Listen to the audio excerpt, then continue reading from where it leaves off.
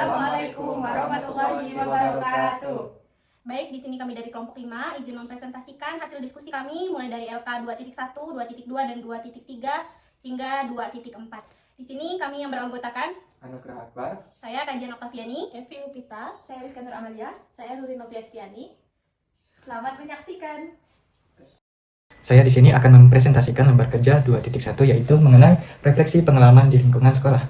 Nah, yang pertama itu saya akan membahas tentang hal apa yang saya banggakan dari sekolah saya dahulu. Nah, jadi yang saya banggakan di sekolah saya dahulu yaitu cara-cara guru saya membentuk karakter, menghormati orang yang lebih tua, kemudian tersenyum ketika bertemu orang lain. Poin pertama yaitu hal apa yang saya banggakan dari sekolah saya. Nah, ada beberapa hal yang saya banggakan dari sekolah saya. Yang pertama yaitu cara guru membentuk karakter, kemudian mengajarkan kedisiplinan dan mengajarkan hal-hal kecil atau sederhana. Misalkan cara mengucapkan terima kasih, kemudian menyapa atau tersenyum ketika ketemu orang lain, menghormati baik itu yang lebih muda ataupun yang lebih tua. Nah, kebiasaan tersebut sudah tertanam dari dulu hingga saya terapkan sampai sekarang. Nah, dari kebiasaan-kebiasaan kecil tersebut yang membentuk pribadi saya yang sekarang. Kedua, seberapa puas saya terhadap iklim atau kondisi sekolah. Nah, jadi ada dua hal yang akan saya bahas, yaitu puas dan tidak puas. Nah, puasnya karena pada lingkungan sekolah saya itu untuk membentuk karakter itu sangat kuat.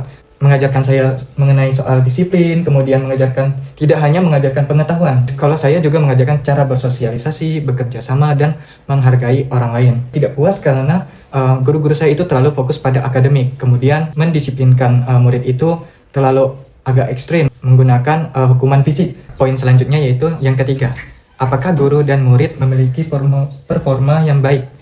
Apakah mereka antusias dan berprestasi di sekolah? Jelaskan. Nah, menurut saya dalam bidang akademik sudah menunjukkan performa atau prestasi yang cukup baik. Namun di sekolah saya performa atau prestasi yang menunjukkan itu di bidang olahraga. Dalam hal ini banyak dari murid-murid di sekolah saya itu memperoleh juara dan termasuk juara umum pada saat mengikuti perseni di kecamatan. Nah, jadi di sekolah saya itu yang lebih menonjol itu non akademik. Poin selanjutnya yaitu poin keempat, yaitu apakah di sekolah saya sering terjadi konflik di sekolah? Nah, untuk konflik-konflik besar di sekolah saya itu jarang terjadi. Namun ada beberapa permasalahan atau konflik yang terjadi di sekolah saya itu berupa kenakalan-kenakalan murid. Di antaranya itu ada yang merokok, menghirup lem, ataupun berkelahi dengan temannya. Nah, biasanya guru dalam hal ini mengelolanya dengan melakukan pembinaan, memberikan nasihat, ataupun memberikan hukuman kepada murid yang bersangkutan. Karena di sekolah saya jarang terjadi konflik, baik itu antar murid, antar guru, jadi secara keseluruhan di sekolah saya itu cukup kondusif. Poin yang kelima, nah di sini apa hal yang membuat komunitas di sekolah itu bersatu? Nah, dalam hal yang membuat komunitas di sekolah saya membuat bersatu itu bukan hanya melalui pendidikan karakter dan kedisiplinan murid, tetapi juga dengan berbagai kegiatan yang dilakukan bersama-sama. Nah, di sekolah saya dahulu itu ada banyak kegiatan yang dapat dilakukan secara bersama-sama. Ketika saya masih bersekolah, belum ada yang namanya petugas kebersihan, maka untuk perawatan yang ada di lingkungan sekolah dilakukan oleh warga sekolah, sehingga semua warga sekolah itu saling merawat lingkungan sekolahnya. Poin keenam, hal apa yang membuat saya bangga atas komunitas di sekolah? Nah, yang paling saya banggakan itu ada dua poin, yaitu mengenai kekompakan dan kepedulian antar warga sekolah.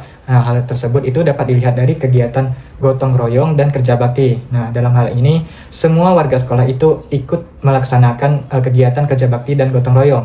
Sama-sama datang ke rumah murid yang mengalami musibah seperti meninggal dunia tadi untuk mengucapkan bela sungkawa. Saya membuat bangga dari komunitas di sekolah. Dalam hal ini tidak mengajarkan hanya tentang kegiatan belajar mengajar, tapi rasa kepedulian dan solidaritas terhadap komunitas sekolah. Poin terakhir yaitu yang nomor 7, bagaimanakah peran guru teladan terhadap terbentuknya lingkungan sekolah yang suportif dan kompak. Nah, menurut saya peran guru teladan sangat penting dalam membentuk lingkungan yang sekolah yang suportif dan kompak. Nah, dari pengalaman saya bersekolah itu ada beberapa hal. Cara guru menghargai orang lain, baik itu guru maupun muridnya. Kemudian peduli terhadap murid. Jadi dalam hal ini secara tidak langsung kami itu diajarkan untuk biasa melakukan apa yang telah dilakukan guru. Karena murid akan menirukan apa yang akan dilakukan oleh guru. Baik, sekian presentasi LK 2.1 dari saya.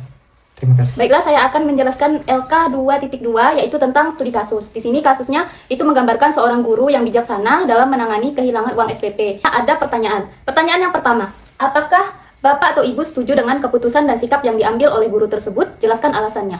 Kami setuju dengan keputusan tersebut karena guru itu menunjukkan kebijaksanaan dengan menyelesaikan masalah tanpa merendahkan martabat murid. Sehingga guru menjaga kerahasiaan identitas murid tersebut dengan memberikan nasihat, mengutamakan pembinaan karakter dari murid.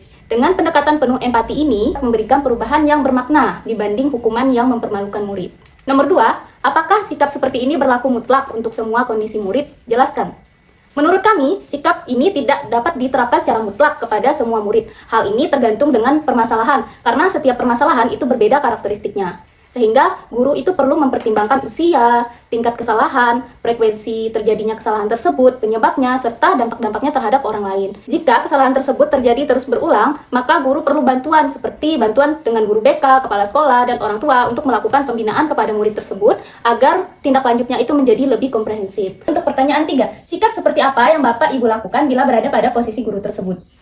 Sikap yang kami lakukan yang pertama adalah bersikap tenang dalam menangani masalah. Hal ini dilakukan agar keputusan yang kami ambil menjadi adil dan bijaksana. Yang kedua adalah memastikan bahwa penyelesaian masalah tersebut tidak menimbulkan trauma bagi murid yang bersangkutan. Yang ketiga adalah mengajak murid tersebut untuk bicara secara pribadi tentang masalahnya, kenapa dia bisa berbuat kejahatan seperti itu. Yang keempat adalah memberikan kesempatan untuk mengakui dan bertanggung jawab. Hal ini diberikan penguatan bahwa setiap orang pernah salah, dan yang terpenting adalah berani memperbaiki dan tidak mengulanginya lagi. Yang kelima, melakukan komunikasi dengan orang tua jika diperlukan. Dan yang keenam adalah fokus pada proses pendidikan dan pembentukan karakter, bukan hanya pada hukuman.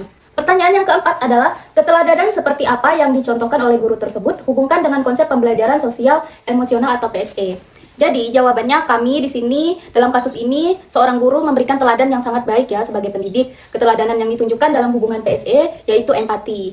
Guru di dalam kasus ini memahami bahwa situasi murid itu tidak langsung dapat dihukum di depan umum. Yang kedua ada pengendalian diri, yaitu guru mampu memahami emosi, bersikap tenang. Dan yang kelima adalah kesadaran sosial, yaitu peduli terhadap dampak tindakan terhadap murid dan lingkungan kelas. Teladanan ini, guru mengajarkan nilai kejujuran, empati, tanggung jawab kepada murid yang bermasalah sehingga dapat membentuk karakter murid menjadi lebih baik lagi dalam jangka waktu panjang.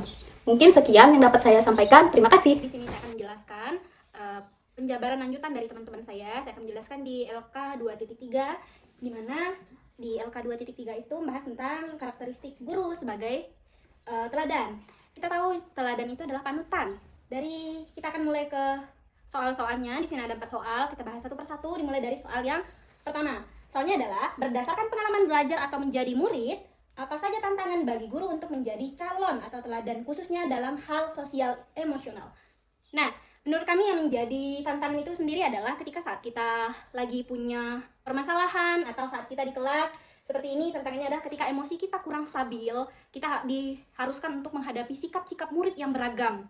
Kemudian yang kedua, sebagai calon guru profesional, apakah Anda sudah memiliki kemampuan untuk mengatasi tantangan tersebut? Ya, kelompok kami sendiri punya kemampuan untuk mengatasinya dengan setiap kali mau mengajar ke kelas.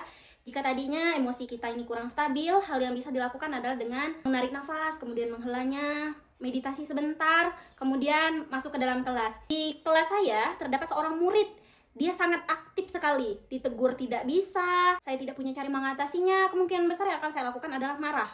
Lewat pada cara yang kedua, kemampuan untuk mengatasi tantangan tersebut adalah dengan cara saya bersikap, berpikir secara matang. Tantangan utama dari penjelasan saya tadi yang sudah dijelaskan adalah emosi guru yang belum stabil. Kalau misalnya dihadapkan dengan masalah yang ada di kelas, kalau emosi gurunya sudah stabil, maka kondisi seperti ini bisa teratasi. Yang kedua, strategi apa yang perlu untuk meningkatkan kompetisi Anda sebagai calon guru? Di sini ada 3 strategi. Yang pertama itu membiasakan kesadaran diri. Kesadaran diri itu biasa dilakukan sebelum masuk kelas dan lain sebagainya. Nah, ketika ada permasalahan-permasalahan yang menyangkut dengan kondisi sosial emosional guru, maka kesadaran diri itu penting. Yang kedua, terus belajar dan buka diri untuk berkembang. Nah, terus belajar ini bisa dilakukan dengan belajar seperti apa pengendalian emosi yang baik, kemudian ketika mendapat permasalahan di kelas, seperti apa cara menanganinya. Ketiga, membuka ruang komunikasi yang aman bagi murid.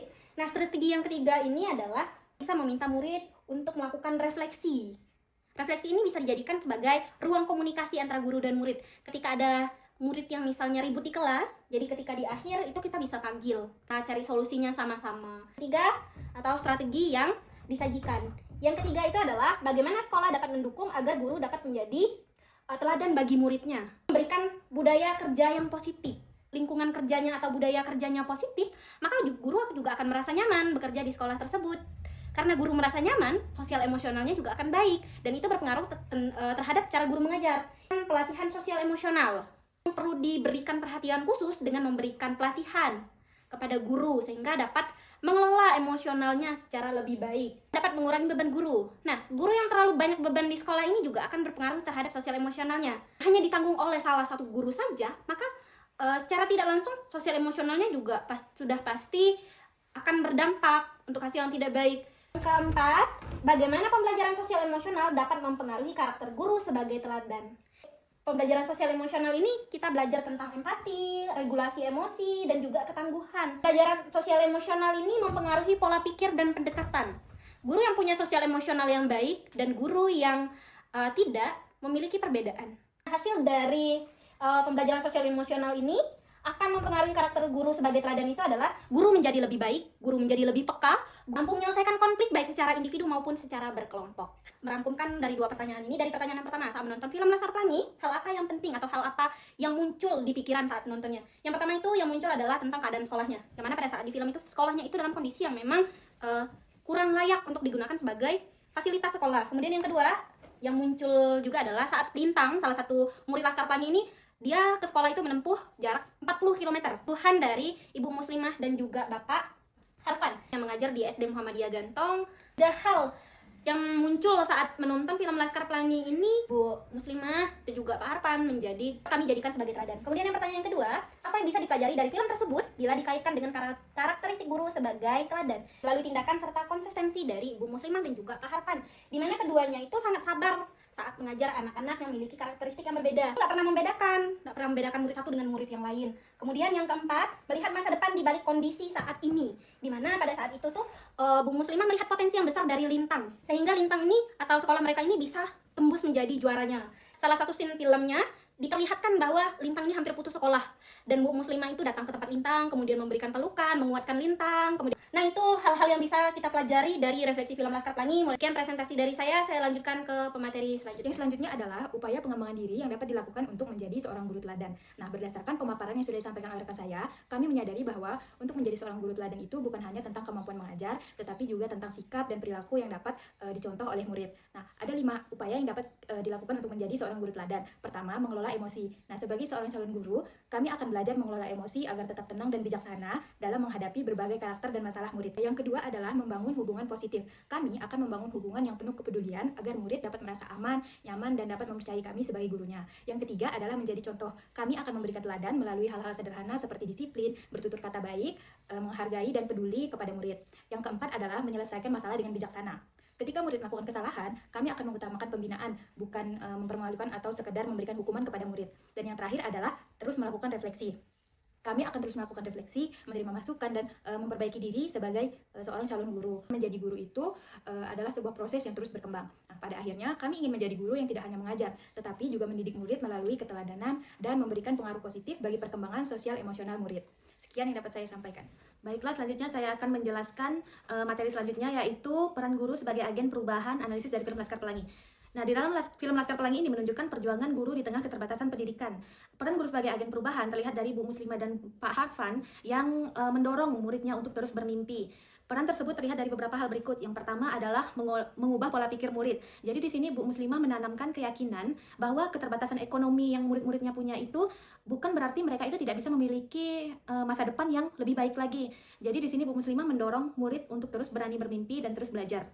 Kemudian yang kedua adalah mengembangkan potensi setiap anak. Dari keterbatasan fasilitas yang ada di sekolah SD Muhammadiyah Gantong ini, Bu Muslimah dan Pak Harfan tetap memberi ruang bagi mereka untuk mengembangkan potensinya masing-masing. Terlihat dari bagaimana Lintang yang bisa berkembang sesuai dengan kecerdasan akademiknya, dan Mahar yang didorong untuk menunjukkan bakatnya dalam seni dan kreativitas. Selanjutnya yaitu menciptakan pendidikan yang inklusif. Jadi di sini terlihat di mana sekolah itu menerima Harun sebagai siswa baru di sekolah tersebut. Jadi di sini Harun itu memiliki kebutuhan belajar yang berbeda, sehingga di sini menunjukkan bahwa setiap anak itu walaupun kebutuhan belajarnya berbeda tetap memiliki hak untuk belajar yang sama dan menjadi bagian dari lingkungan sekolah. Kemudian selanjutnya yaitu membuka peluang perubahan hidup. Nah, di sini pendidikan yang diperjuangkan Bu Muslimah dan Pak Harfan itu memberikan dampak jangka panjang bagi murid-muridnya. Terlihat di mana Ikal itu akhirnya mendapatkan beasiswa untuk pergi ke Eropa, sehingga ini menunjukkan adanya mobilitas sosial, bahwa pendidikan ini dapat membuka peluang untuk mengubah masa depan. Jadi pelajaran terbesar film ini adalah guru sebagai agen perubahan itu bukan tentang fasilitas yang lengkap, tetapi tentang ketulusan, keberanian, serta kemampuan guru melihat potensi masing-masing anak-anaknya. Terima kasih. Sekian presentasi dari kelompok kami. Terima kasih. Bye-bye.